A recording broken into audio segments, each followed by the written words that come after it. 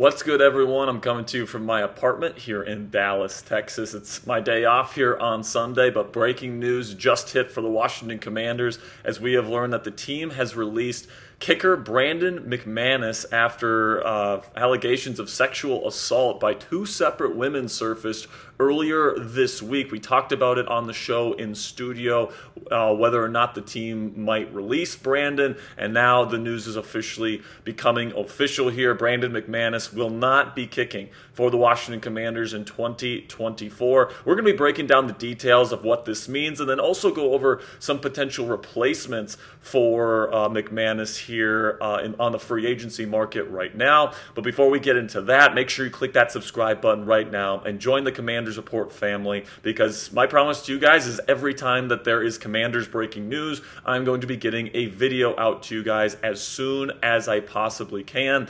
That's what we're doing right now, so really do appreciate your support. So make sure you click that subscribe button to never miss a big story. Okay, so let's talk about McManus here. Somebody that's been in the league for a very long time, has been a good kicker, maybe not a great kicker or an elite kicker, but a very, at least average kicker. He's a lot better than what the Commanders had to deal with Joey Slye last year. So it was an improvement for the Commanders this offseason when they brought McManus in on the free agency market. Hasn't even played a game with the Commanders, and he is already being released here. Now, if you didn't hear what happened earlier this week in terms of the allegations, two separate flight attendants that were on the team plane for the Jacksonville Jaguars on a trip to London last September for a game that they had allege that McManus offered to pay them money to do certain dances and all these different things that were inappropriate for somebody like McManus to ask of these women, and doing a bunch of different stuff that just wasn't very tasteful is the way that we'll put it, on the part of McManus. Now, McManus and his team have completely denied these allegations, and obviously, when it comes to all these different things in terms of the court of law and all these different things, obviously you're not guilty until you're proven guilty or anything like that. But it seems like the Washington Commanders feel like these allegations have some credence to them, because apparently they've done their own internal investigation here, and they have come to the conclusion to release McManus here. And this is what I predicted actually earlier this week. I said earlier in the week in our studio that I just thought that this was too much drama and too much trouble for your kicker, and somebody that isn't an elite kicker, right? So you can bring in somebody else. There's still some pretty good options available on the free agency market, and I do think at the end of the day, this is probably the move that they probably should have made. Okay, now, it's going to be interesting to see what happens with Brandon in terms of his legal situation over the next several weeks, if not months. But now, as Commanders fans, the focus now shifts to who are the Commanders going to be bringing in as their new kicker, because it's not like they brought in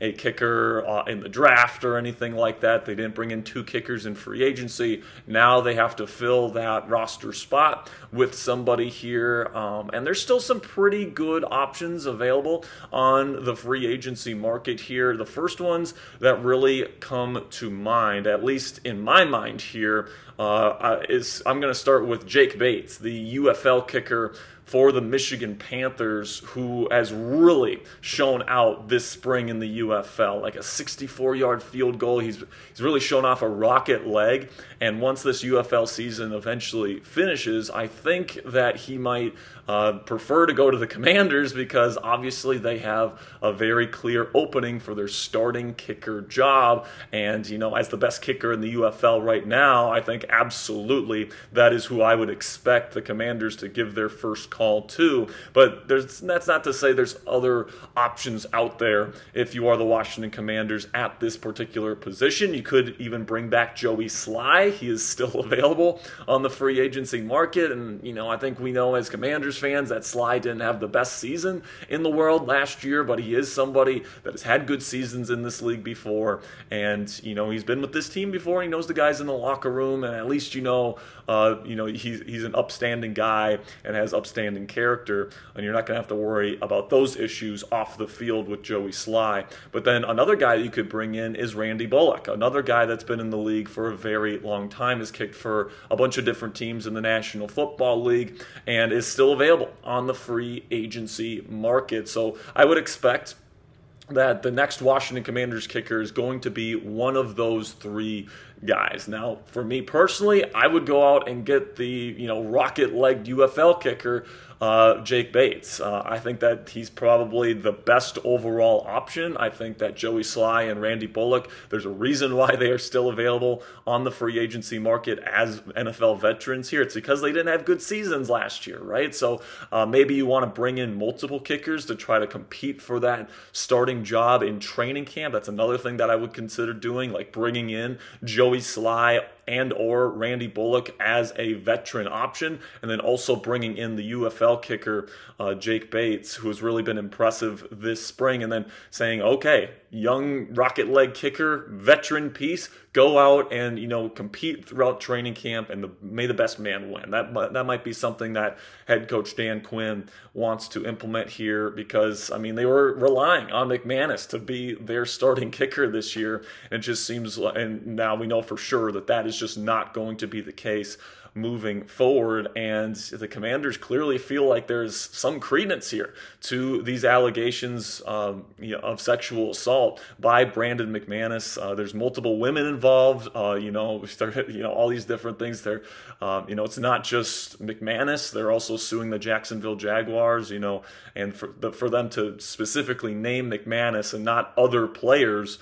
on the Jacksonville Jaguars, I think this points to a very valid claim of sexual assault here, and it's going to be interesting to see how things play out. I don't want to, be the judge, jury, and executioner for Brandon McManus here or anything like that. But I do think that this is, given the situation, I think this is probably the best move for the Washington Commanders, and it's going to be interesting to see, who and how they try to address this kicker position, and with which players. Right? Are they going to go with a veteran like Randy Bullock or Joey Slye, or will they go with a UFL kicker like a Jake Bates, or could they even bring in both? This is definitely a storyline that we're going to be covering closely here on the Commanders Report over the next several weeks and potentially even months if they let this drag out quite a while. They don't necessarily need to rush. Every single other team in the National Football League has their kicker in place.